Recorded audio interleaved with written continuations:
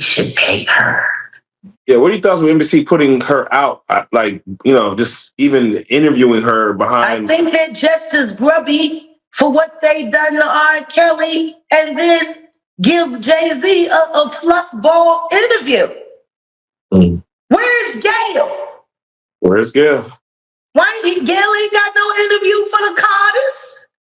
They're such good friends. Hey. Where's Gail?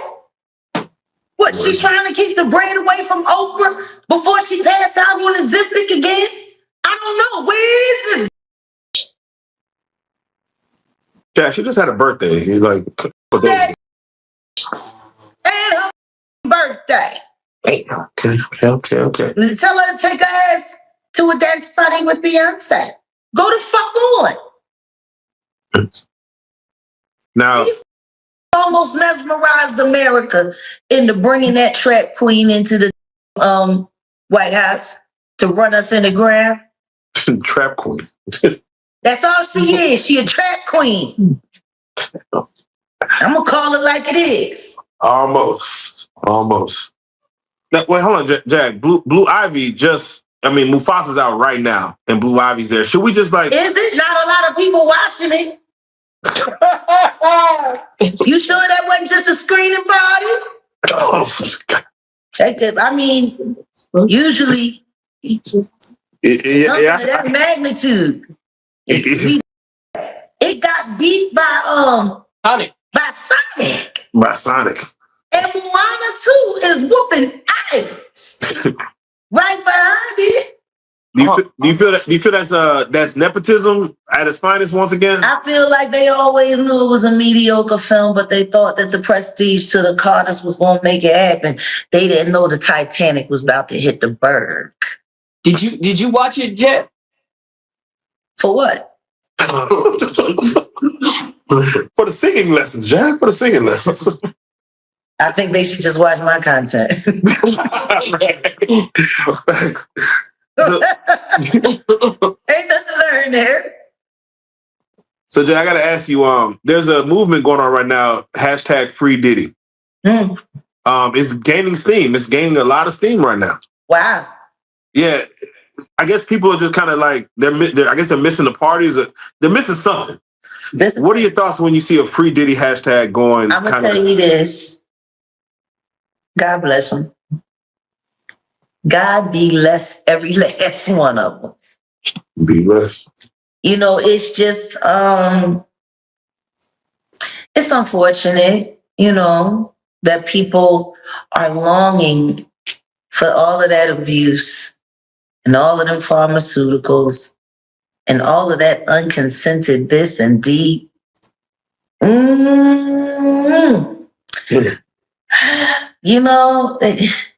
You know what I think? I think we should find a big Jaguar WS latest interview is making waves, and for good reason. Sitting down with Piers Morgan, the outspoken singer-songwriter didn't hold back. She aimed sharp accusations at two of the biggest names in the entertainment industry, Diddy Combs and Jay Z. Her claims Diddy and Jay Z are not just powerful figures in the music world, they're what she calls monsters, and she insists that what the public knows about them so far is just the tip of the iceberg. Island.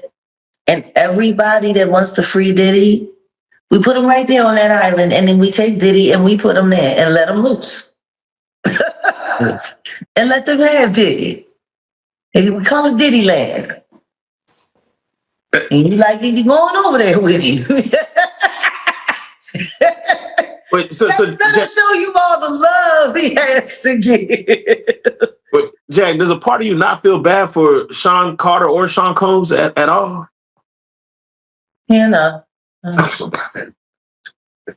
Okay. I never feel bad for people who don't feel bad for anyone other than themselves. These are extreme narcissists. I'm sorry. I what's to feel bad for? Everything that they've done, they're about to reap what they have sown. And how can I be mad at their harvest? It's what they planted. It's what grew. Let them feast on the bounty of that. Let them. They don't have food. Let them eat cake. Hey. Eat the cake. Anime. So, Jag, let me get your thoughts on, and let me get your take on, I think either Don Lemon or maybe Torre. He's been very... Oh, man. He just recently said, like, I don't give a fuck about that fact. All right. I really don't. Then let me ask you this. Whatever he said. Yeah, for those like him. That's my response. You want to know what my response is? To anything and everything, all things, future, right now, all included, you're fat. Touré, your ass is Touré. We need to free Diddy in your ass. Eat it, stop clout chasing me. It's starting to get pathetic. You're sitting over there on TikTok, dry begging for hands. Like you're weird, G. You look like a lost character from Back to the Future.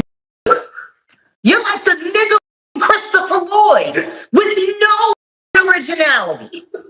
That's how I feel about you two, right? I'm the drunk auntie. Well, hold on, let me sip my wine and say this one last time so we can make sure you get it. You're you a French fry, deep fried in Diddy lard. I don't get no what you gotta say. Now go die on TikTok. This wasn't just a casual chat. Jaguar Wright made bold and chilling allegations. She called Diddy one of the most dangerous people she's ever encountered, even going so far as to describe him as the devil. Strong words, no doubt. But Wright didn't stop there. She pulled back the curtain even further, pointing a finger at Clive Davis, the legendary record executive. According to Wright, Davis wasn't just a mentor to Diddy, he was the mastermind behind the man Diddy became. She claimed Davis taught him the ropes, even steering him toward a path of alleged criminal behavior. It's a jaw-dropping statement that adds another layer of intrigue to an already scandal-filled narrative. Will speak about any of this at all? Do you just feel that they'll make any statement about Beyonce what's going on? is losing hundreds of thousands, millions of followers every day. And she still hasn't said anything. Just pretending like life is great in Paris. Is it her place to say something? I mean, probably not, considering she's going to be indicted for anything she would say. These are criminals. Diddy is a drug dealer, and so is Jay Z. The proof is there. How many up people does he have to be around before people see him for who he is?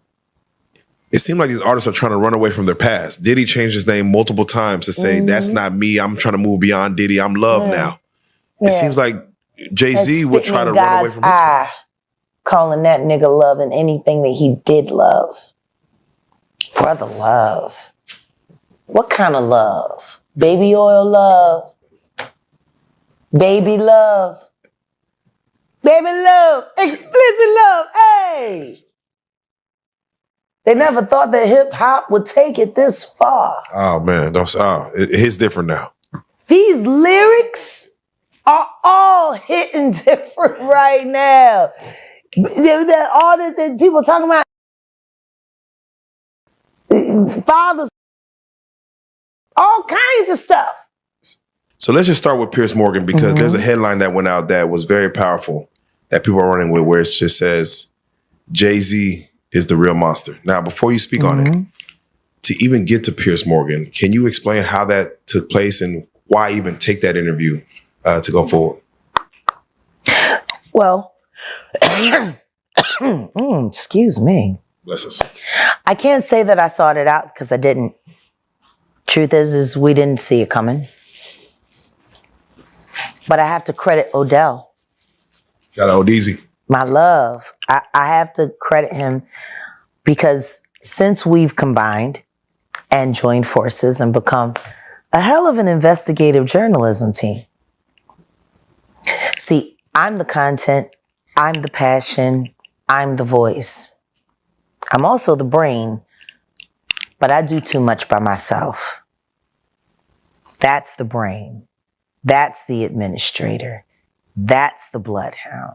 And he, there were so many people that hacked in. Wright believes that if we truly want to understand the current legal issues surrounding Diddy, we need to dig deeper. She argued that the problem doesn't start or end with Sherlock Holmes. Instead, it's a web of influence, manipulation, and wrongdoing that spans decades. In her words, the only way to resolve the ongoing scandal is to go back. She's calling for a deep dive into the origins of these alleged crimes, insisting that everyone involved must be exposed, not just Diddy. On my accounts, people didn't even know how to get in touch with me anymore. And Odell created that lane.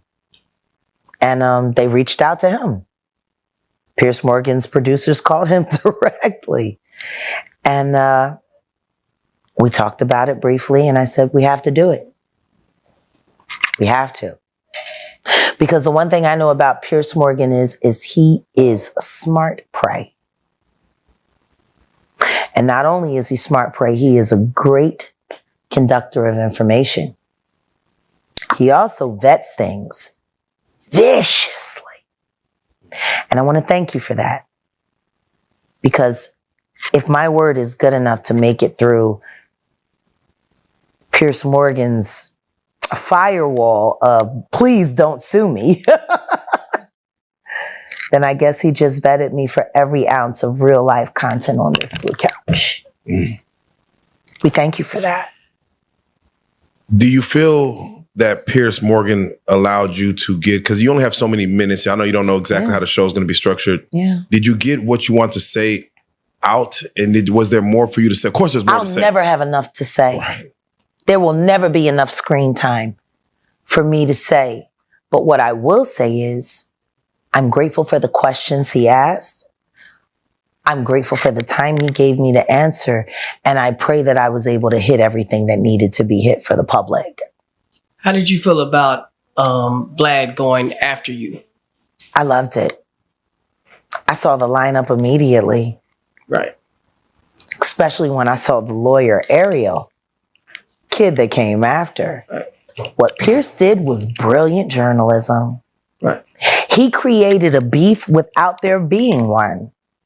And he created multiple episodes for confrontation after. It's brilliant.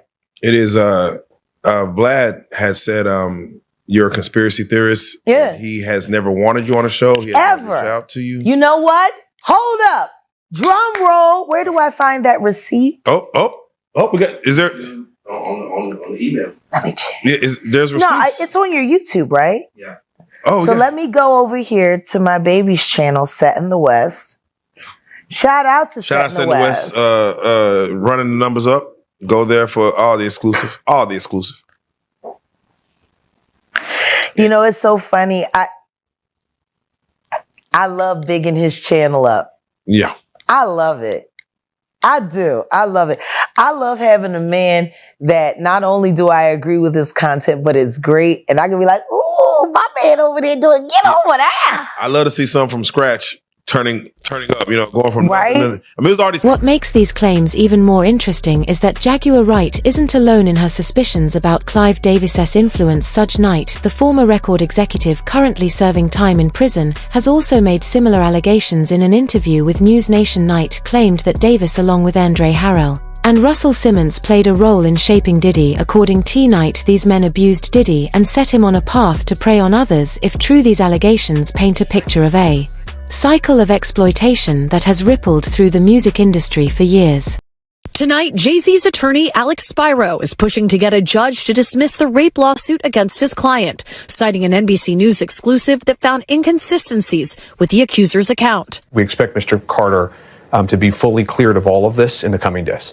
Almost nothing that she says has checked out because this never happened. This in the wake of our interview with a 38-year-old mother from Alabama who accuses Jay Z, whose real name is Sean Carter, and Sean Diddy Combs of raping her when she was 13 years old.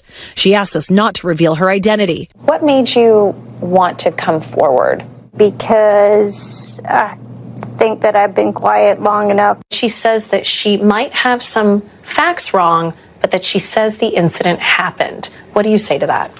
You know, anybody, when they make up a claim, they can just keep repeating it and getting it right. But you never get the details right. And what happened during her interview with you is that the story began to unravel. On the night of the MTV Video Music Awards in 2000, she says Combs' limo driver took her to an after party. There she says she spoke to musician Benji Madden and his brother. I'm talking to Benji Madden about his tattoo. That's the Last Supper. In a statement to NBC News, a representative for the Maddens confirmed they did not attend the 2000 VMAs and that they were on tour in the Midwest at that time. At the after party, she says she had a drink that made her feel woozy. Then she says Combs and Carter both raped her.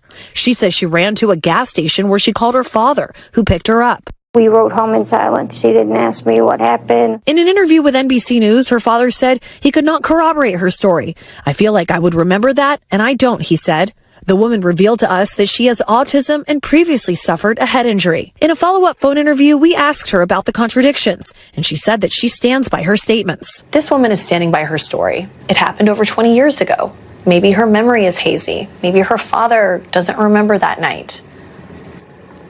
No, she's doubled down on certain of these details. She says, I'm positive. She points out the tattoo. She talks about the tattoo in vivid detail. Turns out that's completely false. And the father is supposed to be picking her up.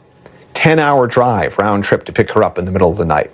Has no memory of that. No one has come forward about this in nearly a quarter of a century, and that's because this never happened. Spyro said he's not only seeking justice for Jay Z, he says that he also wants to expose the accuser's attorney, Tony Busby. He takes away the voices from real victims and he causes real harm. If this lawyer has any sense, he's going to dismiss this claim. I don't know whether he has any sense. Busby, who has filed more than 20 lawsuits against Combs, told NBC News that he is continuing to vet the accuser's claims and that she has agreed to undergo a polygraph this week.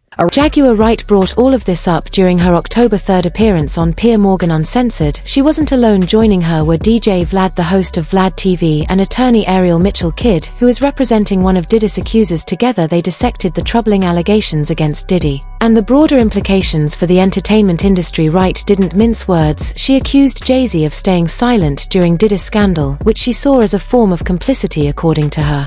The Roc Nation founder has avoided accountability for years, despite what she claims is his own involvement in questionable activities. For Combs called the suit a shameless money grab. Since your attorneys refiled the lawsuit against Combs naming Jay Z, he has come out with a very long statement saying that this is completely not true and that this is all about trying to get money from him. What do you say about that? I haven't asked for a dime from him. It's not everything is motivated by money, and I'm sorry that he feels that it is. This woman also told us on camera last week that this isn't about money. Well, let's be serious. A lawyer like this is not sending out these letters not to make money. He wants money and fame. He doesn't care about truth and justice. And that's what's going on here. Chloe Malas joins us in studio. So, Chloe, explain this to me. The attorney for the plaintiffs, Tony Busby, right? He is sticking by his client, even though you've been able to report these inconsistencies and they are now out there in the public? Yes, and because of our exclusive report here on Top Story, he's actually going to have Jane Doe do a polygraph test. He says he hasn't done it yet, but that they are going to be doing it this week. He also said in a statement to us moments ago that their conduct throughout all of this has been beyond reproach and will continue to be. Even though that's not what you're hearing Alex Spyro, Jay-Z's attorney, what he's saying. Also, I just want to show you, Jay-Z's team created a timeline. Obviously, they are, even though this took place allegedly 24 years ago, right? They are saying that there is just no way that he could have been at the VMAs. He's on camera there until the end of the VMAs, which ended right after 11, and that there are photographs of him at the Lotus Club in Manhattan, and they say he was there till 3 a.m. and then he went to the music studio. So again, they are adamant that he was not at that party. That he was not at any sort of after party. I do want to ask you this. What is Jay-Z's sort of legal team strategy in describing the relationship between Diddy and Jay Z? Because there are a ton of photos of them over the years, obviously before these allegations came out. And this civil suit, Tom, originally just named Combs, and then it was amended last weekend to include Jay Z. What Alex Spyro said to me today is that although publicly Jay Z supported Diddy, they were not best friends. They were not as close as you thought that they were. So in terms of knowledge of what went on allegedly at these white parties and what took place allegedly in these civil suits and the criminal charge and the trial, he says Jay Z has no knowledge of any of that. Again, he publicly supported him as a fellow musician and someone where they came up together in the industry, but that they weren't as close as you thought. Thanks for watching. Stay updated about breaking news and top stories on the NBC News app or follow us on social media. What really caught people's attention, though, was Jaguar's suggestion that Diddy's connections extend far beyond the music world. She linked him to convict offenders like Harvey Weinstein, Jeffrey Epstein, and R. Kelly. And here's the kicker: Wright claimed they all have one person in common, Jay Z. It's a provocative statement that raises questions about the ties between powerful individuals and the alleged systems of abuse they may perpetuate. Thanks for watching my video. Subscribe my YouTube channel. And get more videos about us famous celebrities. Subscribe for more related content.